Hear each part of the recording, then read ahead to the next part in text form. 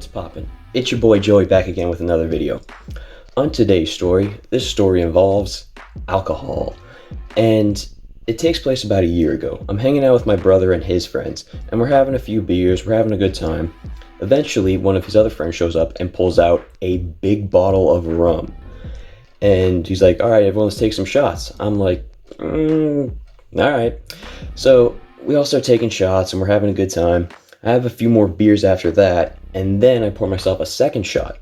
Now at this point, I'm really drunk. I look over at my brother, who's also really drunk. He goes, I think we should go home.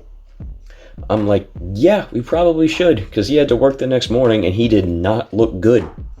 So we eventually leave his friend's place and we're walking and it's not going well. We're leaning on each other, trying to hold each other up, stumbling around like a bunch of idiots.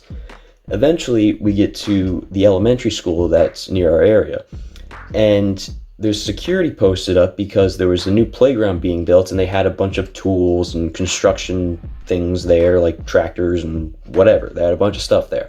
So they're trying to monitor the situation so no kids would go over there and use the tools. So me and my brother walk by the security and they look over at us. They're like, you guys okay? And I'm like, we're fine. We're good. And they're like, all right. So we keep on going, and eventually my brother falls in the street. I lean down to pick him up, but then I fall down. Eventually we get back up, and he looks at me and goes, yo, I think someone's following us. I'm like, no dude, you're paranoid. We're all right. He's like, no, we gotta run home right now. So we start running home as fast as we can.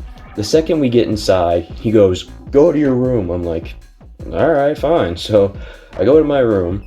Not 5 seconds after I enter my room, I hear, I rush to the bathroom to check on him. He's like, just go to your room, I'm all right. I'm like, are you sure? He's like, just go. I'm like, all right. About a week later, after this whole scenario happened, I find out that there was someone following us. And it turns out that it was actually a friend of ours. He was walking down the street and he sees us all stumbling about. And I find this out later because I meet up with the guy and he's like, yo, why were you and your brother just walking by me? I tried to call you a bunch of times. I'm like, that was you? Oh shit. And I'm like just freaking out and like, oh my god, that was you, blah, blah, blah, blah. And we're just going back and forth, like talking about what happened, and it was really fun. Anyway, that does it for this story. Like, comment, subscribe, and I'll see you guys real soon. Deuces.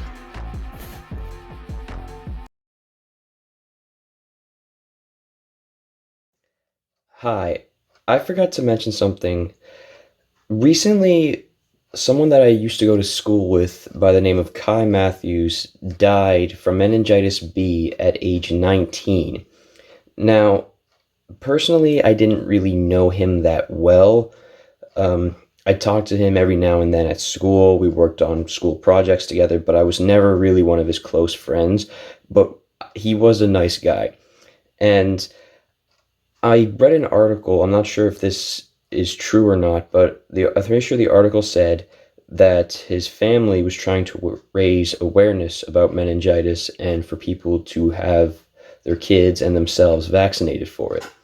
I have no idea if this article was completely true or not on what his family's been up to, but as far as I know, that's what the article said.